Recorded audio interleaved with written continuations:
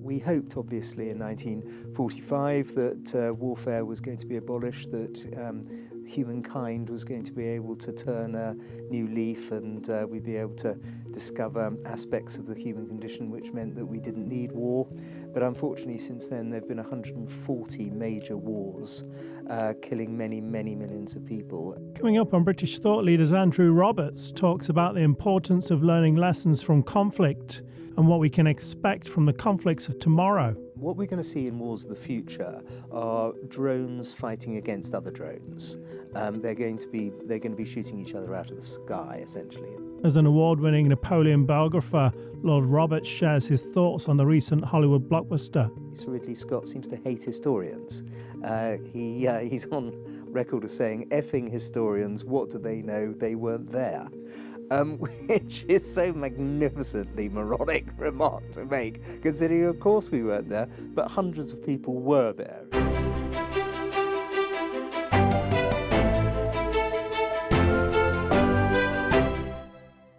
Welcome to British Thought Leaders. I'm Lee Hall.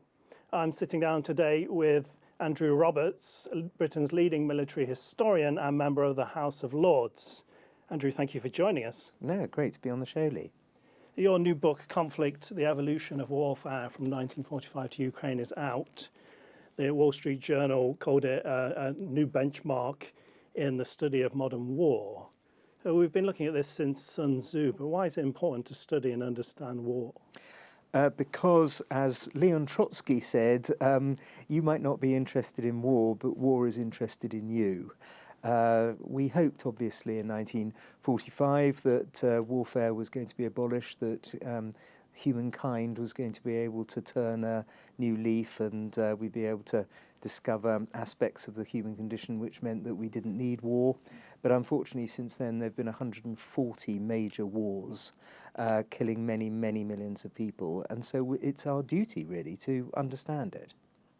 What's the single biggest change in the face of conflict in the time period you're covering? Oh, there have been so many, but of course weaponry has changed enormously. We've seen this, of course, in the Ukraine war with drones.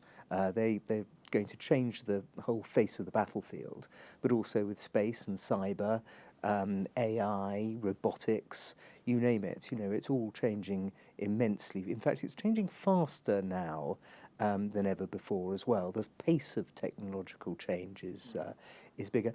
Also, occasionally people will say, look, the tank is obsolete. People did say that at the time of the Yom Kippur War 50 years ago, of course. But they're also saying that now because of the extraordinary anti-tank weaponry that we're seeing in Ukraine as well. So it's constantly changing. The interesting thing about it that David Petraeus and I recognised is that it's not, the evolution of warfare is not linear. It can get shunted into sidings, essentially, for sometimes for years. Could you help us understand a bit the importance of technological advancement when it comes to war? Yes, because the overall concepts, strategic and tactical concepts, have stayed very much the same, and it's indeed years earlier than the Second World War. They're pretty much the same since the Napoleonic period. You try to outmaneuver your enemy, you try to get round his flank, you try to get him from behind, and so on. What's really making the huge those are the same, essentially. What's really making the huge difference is the weaponry with which you can do that. A classic example, for example, would be the Hamas tunnels in Gaza at the moment, which would allow the Hamas terrorists to get behind the Israeli Defense Forces and cause an awful lot of trouble, which requires, therefore, the Israeli Defense Forces to have large amounts of men directly behind the front line to make sure that doesn't happen. So you've got a list of glowing praise for this book from the great and good of the military circles. And reading through them, one recurring theme I noticed is the idea of learning lessons from history. I wanted to know what are the key lessons this book is teaching us. Well, one of them is the importance of strategic leadership. We very much discovered that the more we wrote the book, the more we recognised that you can lose a war even though you start off with all the cities, with 4 or 5 times the number of men, with better equipment, and so on, if you don't have the right strategic leadership. And what we did really was to boil that down to 4 things. The first thing is you've got to get the big idea right about the campaign. You've got to understand the nature of the war. Clausewitz, of course, tells us that, but nonetheless, it's an absolute prerequisite. Then you've got to be able to explain that to your lieutenants and everybody, in fact, across the length and breadth of the organisation. Explain the big idea, what you're going to do. And then you have to implement it, of course, and change it, constantly update it throughout the course of the campaign. And those people who are able to do that, and of course it has to come from the very top, the civil military leadership, those people who are able to do that can win, and people who don't do that almost always lose, regardless of how they started off the war in terms of men and material. Sounds like something I've read in some of the ancient Chinese novels. The war is not necessarily won by who's got the biggest army, but who's got the best strategic commander. Sun Tzu talks about this, of course, exactly, and as I say, Clausewitz, and one assumes that that might just be true of their time, but it's not. It's what we discovered is it's absolutely still true of wars post-1945. A classic example, for example, would be the Chinese Civil War of 1946 to 49. Chiang Kai-shek and his Kuomintang nationalist forces started off that war with 5 times the number of troops of the communist insurgency, all of the major cities pretty much, and weaponry that they'd taken off the surrendering Japanese. So they had the latest kit, you know. And yet they lost the war, partly because Chiang Kai-shek didn't have the big idea right. He wanted to hang on to cities, and that's not actually the way to have fought that war. You needed to take on the Maoist insurgents in the countryside and in the jungles and so on. The other thing was that he wasn't able to get his lieutenants to follow his orders because you had these local warlords who essentially ignored what he was telling them. You wrote this book with General Petraeus. You're a leading military historian. General Petraeus is a leading battlefield commander. And what did the collaboration bring to the book? Well, I think exactly that. I was asked by the publishers how we were going to split the chapters between us. And I said, well, David's going to write about all the countries he's invaded, and I'm going to fill in the rest. And David also did the Vietnam chapter as well. And then we sent the chapters backwards and forwards to each other with literally thousands of emails between us. And it turned out to be a really intellectually stimulating exercise, as you can imagine, because, yes, I was putting forward the historical examples, but he was the man who commanded the coalition forces at the time of the surge in Iraq and also, of course, in Afghanistan. Can you talk to us a bit about where you expect war to go in the future and what the coming generations of conflict will be like? Well, I think Ukraine, although it does show lots of hints and signposts about future war, is not the template for future war were Russia to attack the Baltic states, for example. Right. Because that would bring in NATO, and NATO has got an awful lot of kit that it frankly hasn't given the Ukrainians, or at least not yet, and which would be pretty devastating to Russian forces if they were to attack. Then, of course, you have Taiwan. What happens there if the deterrence fails? A really important theme in this book is that deterrence is vitally important, of course, and also money spent on deterrence is virtually never wasted, because the amount of money that you have to spend on a war is always a massive multiple of the amount that you should have spent on deterring that war. But if the Chinese were to invade Taiwan, it would be devastating for the world economy and so on. So you mentioned drones earlier. Do you think things like that would make a big difference as well? Hugely, yes. What we're going to see in wars of the future are drones fighting against other drones. They're going to be shooting each other out of the sky, essentially, and that's also going to be true of jet fighters. The human is not going to be in a jet fighter of the future because the reactions of the human are, even in those incredibly quick reactions that the fighter pilots have, are too slow for compared to the computers that are going to be running these and flying these planes. And so you're going to see the human come out of the loop. He's no longer going to be in the loop. He's going to be on the loop because, of course, he's going to be writing the algorithms that decide what the machines do. But in the future, robotics and AI and so on are going to dominate the battlefield. This has positive and negatives. Obviously, the positive side, if you're on the cutting edge of the technology, is that you're likely to do better because robots don't get tired. They don't have sympathy. They don't have cowardice. They don't have pity. But at the same time, there are negative sides to all of that, needless to say. Since your book covers the period up to Ukraine, but since then we've had Hamas attacking Israel, unprecedented protests here in Britain. Do you think we're seeing another new chapter to the study of conflict there? Well, we are actually seeing a literal new chapter because I'm going to be writing the chapter for the paperback when it comes out next year. So yes, it is, of course, a new chapter. I think the sheer savagery of the 7th of October attack on the civilians in southern Israel was a tactical maneuver. It was obviously designed to create the kind of horrific scenes that we've seen. They wouldn't be wearing the GoPro without that. You know, they must have known that some were going to be captured, some were going to be taken, and so that's a new sort of departure in warfare. Not the savagery. The savagery, of course, you see in the Middle Ages and the Dark Ages and so on.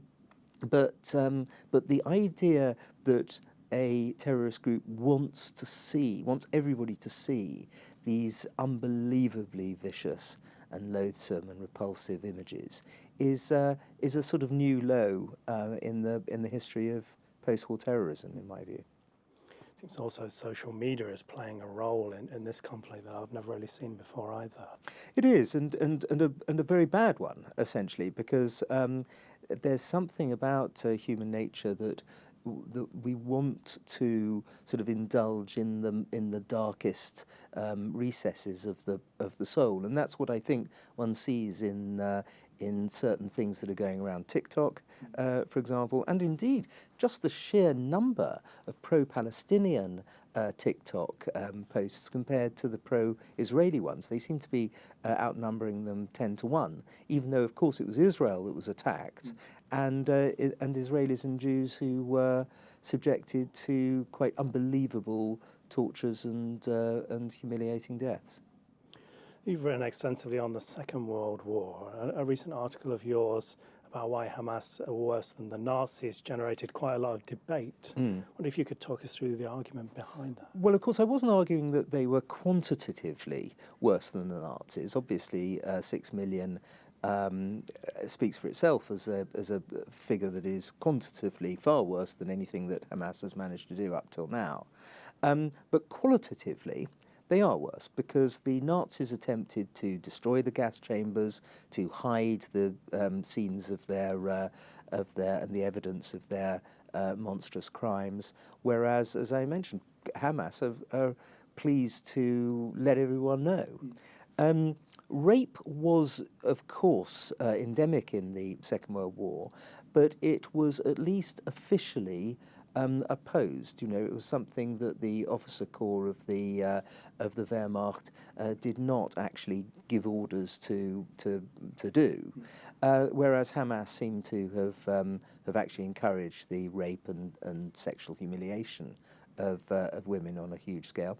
Hostage taking was done by the Nazis, of course, especially as a way of keeping local populations down. You know, you essentially took as a hostage the mayor, the sometimes the cleric, the top businessman in a town or a village, and threatened to shoot them if there were reprisals against German soldiers, but not 9-month-old babies, you know, or old ladies in wheelchairs, or that kind of thing. I mean, that for Hamas again is an extraordinary new low that is something that even the most vicious anti-Semites that we've had in history up till now, the Nazis, did not indulge in. And there are plenty of others. I go in that article that you kindly mentioned that was published in the Washington Free Beacon, I go into various other areas, you know, and as you say, it has promoted a good deal of debate,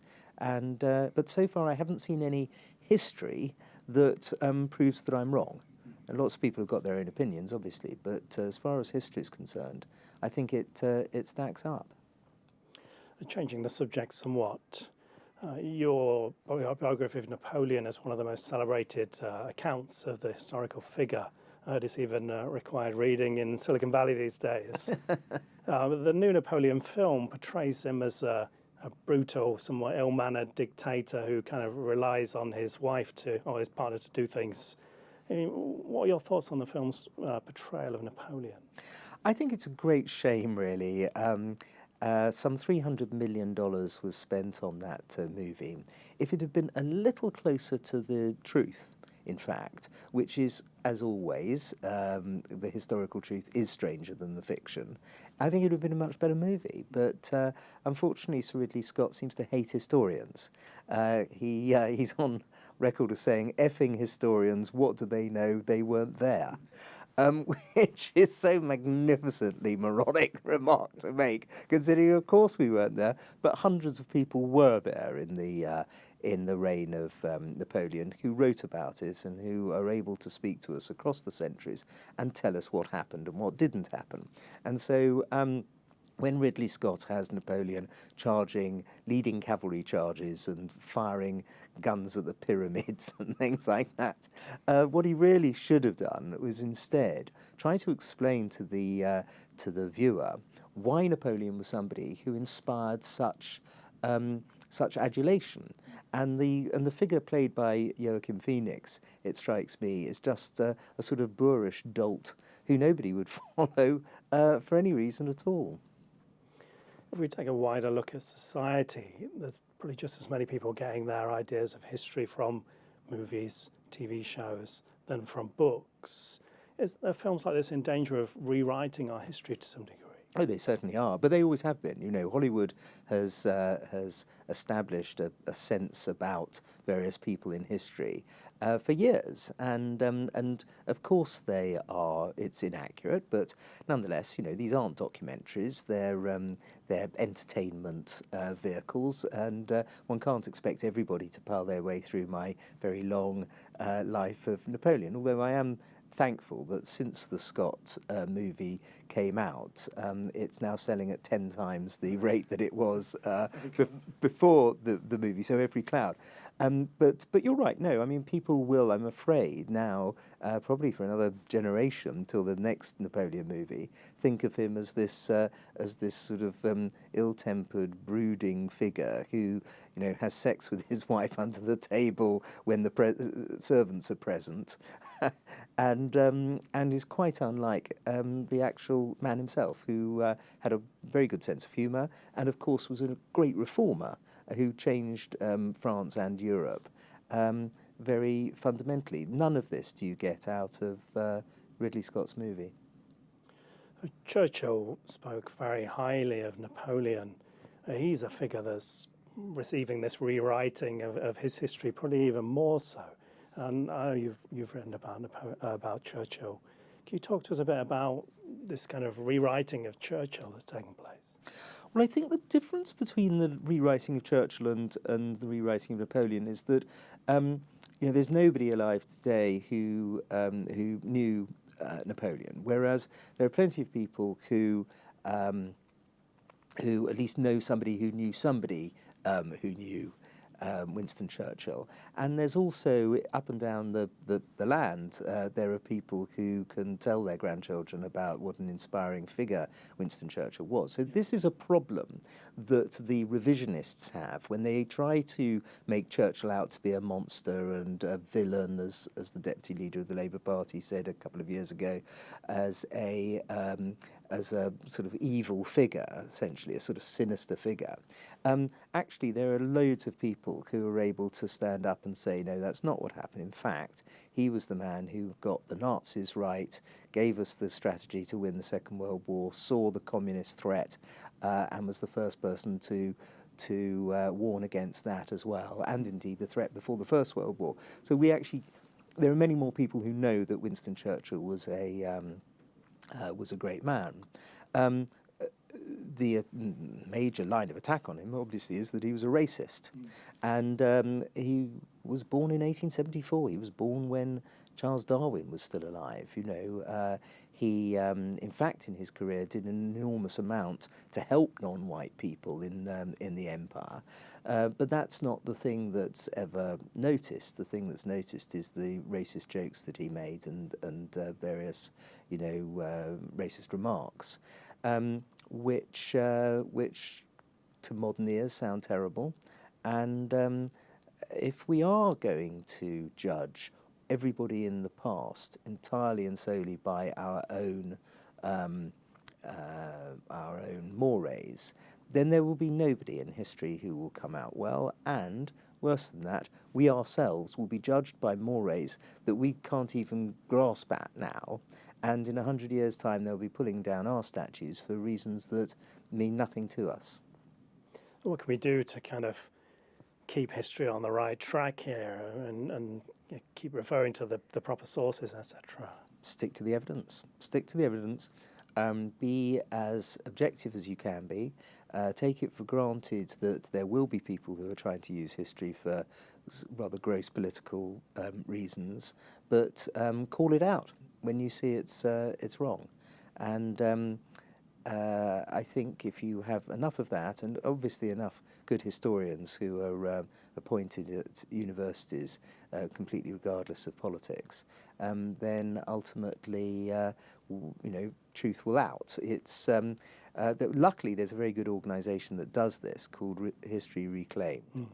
Which has got a first-class website. It has a lot of really good historians who, when they see something completely sort of politically biased and unhistorical, sometimes ahistorical, they write articles and put them on History Reclaimed. So I do recommend to your viewers to take a look at that website, because actually it does really sort of explode an awful lot of the myths that are being put out there. Andrew Roberts, thank you for joining us on British Thought Leaders. Thank you very much, Lee. I've much enjoyed it.